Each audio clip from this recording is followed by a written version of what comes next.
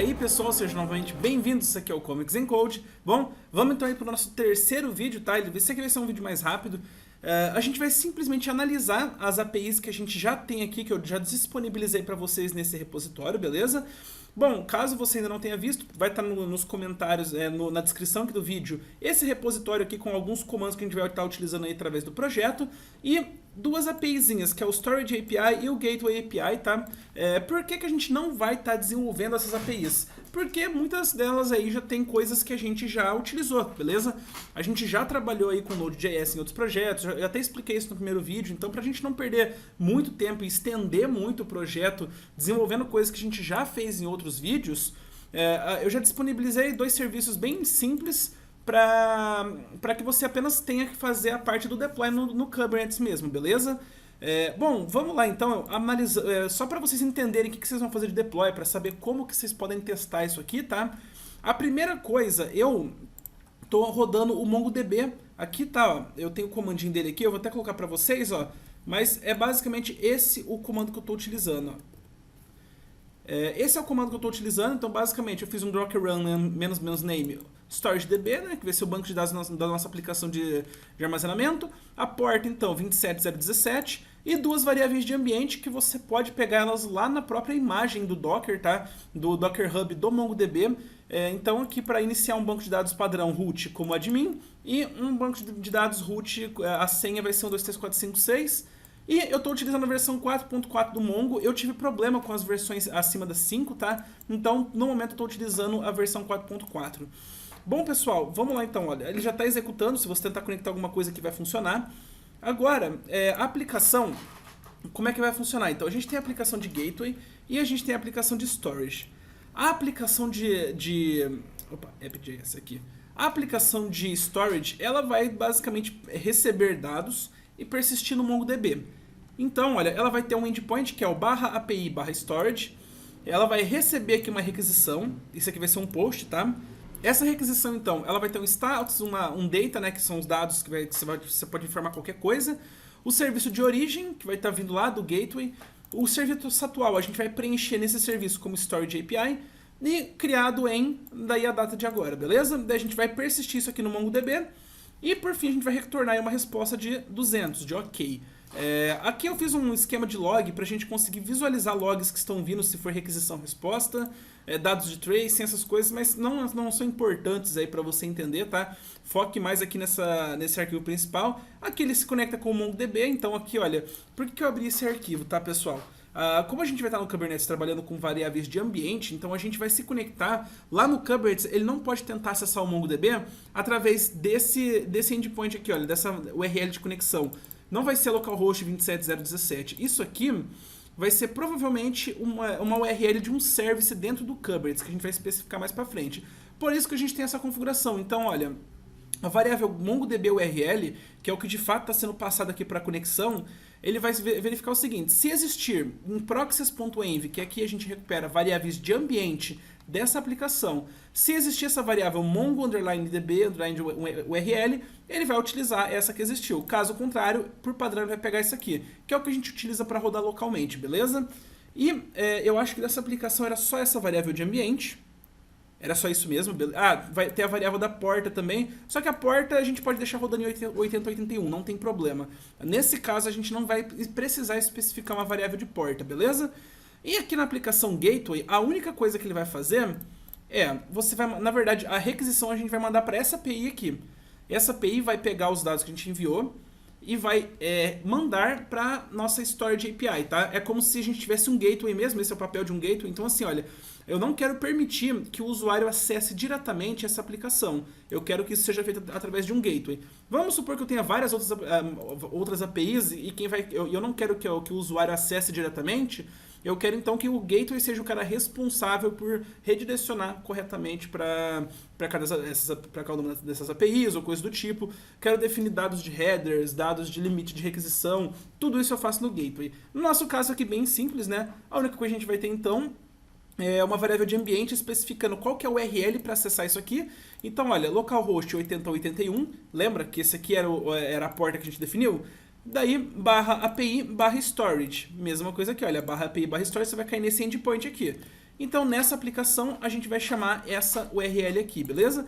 Então você vai fazer um post lá pelo teu Postman, você vai mandar os dados aqui, método post. Então o que a gente vai fazer? Eu estou utilizando a biblioteca do Axios, que ele vai fazer aí um client HTTP entre essas APIs. E o que vai acontecer aqui? Olha, eu passo um body, o body vai ser exatamente o que a gente está mandando aqui para esse endpoint, que é o /API/data.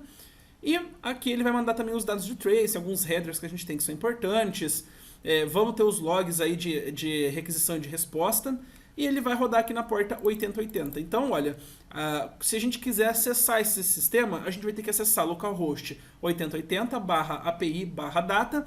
Mandamos uma requisição post, ele recebe aqui, faz uma requisição para localhost 8081 API storage, que cai nesse outro cara aqui. Esse cara que vai processar e salvar no MongoDB, dá uma resposta, aqui vai esperar essa resposta e vai devolver a resposta para a gente que fez a requisição, beleza? Então, vamos lá, tá? Eu já vou rodar essa aplicação aqui, olha, estou com um terminal separadinho para elas.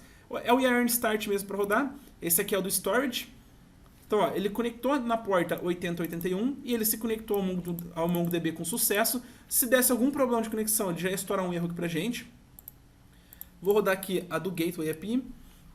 Beleza, tá rodando aqui na porta 8080. Agora, olha que legal, eu já mostrei para vocês o banco rodando, então vamos ver, olha. Eu tenho aqui configurado, olha, no meu body eu tô mandando esses 3 dados aqui, olha. O status que eu quero, que eu tô passando que é um status de 200. O data vai ser só comics, mas você pode passar qualquer coisa aqui. O serviço de origem eu tô mandando que é o Gateway API. E beleza, aqui eu tô colocando, olha, localhost 8080/API/data, que é exatamente para cair nesse endpoint aqui. A primeira coisa que ele tem que fazer é um log aqui pra gente. Então vamos lá, vamos mandar essa requisição. Beleza, ó, ele deu o status pra gente, então aqui, olha, o status da requisição foi 200. O data, aqui, olha, isso aqui foi o que foi persistido. Ele tem um status 200. A resposta dele, essa resposta, vai ser exatamente a resposta que a gente trouxe lá da outra API, com a diferença que aqui, olha, a gente tem o created at, então ele salvou a data exatamente que a gente criou. Gerou um ID, esse aqui é um Object ID do MongoDB, ou seja, é o que identifica esse documento lá no Mongo. Ele cria esse item de versão aqui pra gente. E beleza, a gente já persistiu isso no banco de dados. Vamos ver então como é que isso ficou nos logs. Olha que legal, ó. Deixa eu voltar. Essa aqui é a primeira aplicação. Então, a aplicação startou na porta 8080. Então, requisição post para a /API/data com esse body aqui que é o que a gente enviou. Tracing é um header, tá? Que eu tô mandando esse cara aqui, olha, tracing requisição 01. Eu tô mandando como header aqui, por quê? Deixa eu expandir aqui. O que significa esse tracing requisição 01? É só pra gente conseguir identificar que aquele log é dessa requisição que a gente fez. Se a gente mudar para 02, a gente vai conseguir identificar as requisições, mas isso não é importante no momento. Não tem nenhum parâmetro, nenhuma carry. E aqui então ele vai dar a resposta pra gente, ó, a resposta então que foi obtida lá da nossa API, com os dados aqui, o status 200 e coisas do tipo, bonitinho. E na nossa aplicação, isso aqui foi na nossa aplicação do Gateway. Como é que ficou lá na nossa aplicação 8081, que é a do Storage, tá? Ele recebe a requisição em /API/storage, que isso ocorre por baixo dos panos, a gente não vê isso, né? Ele salva isso lá no MongoDB, depois ele dá uma resposta pra gente com esse ID já salvo e coisas do tipo. Por que eu estou mostrando tudo isso para vocês? Percebam que só aqui a gente vai ter um conceito interessante para a gente subir no Kubernetes. A gente vai utilizar variáveis de ambiente através de um config map.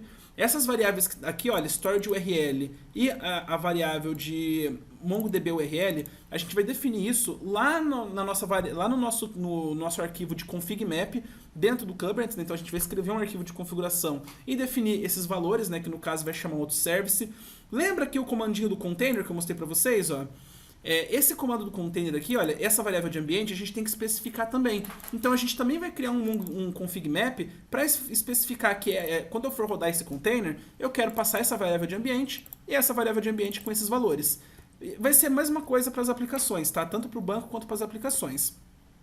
Outro conceito interessante, além do config map, a gente já vai ter uma aplicação que se conecta num banco de dados, no caso aqui o MongoDB, e também a gente vai ter uma aplicação que se comunica com a outra. Então a gente já vai trabalhar também, além de subir os pods e coisas do tipo, a gente vai ter o conceito de como que a gente linka, como é que um pod vai chamar um service do Kubernetes, e o Kubernetes por conta própria vai saber resolver essas questões de DNS e vai acessar corretamente pra gente, para que a gente consiga acessar tudo sem ter nenhum tipo de BO.